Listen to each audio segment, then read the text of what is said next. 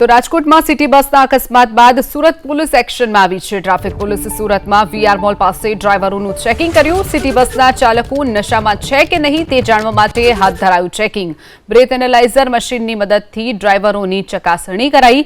City બસના ડ્રાઈવરોના લાયસન્સની પણ પોલીસે તપાસ કરી હતી।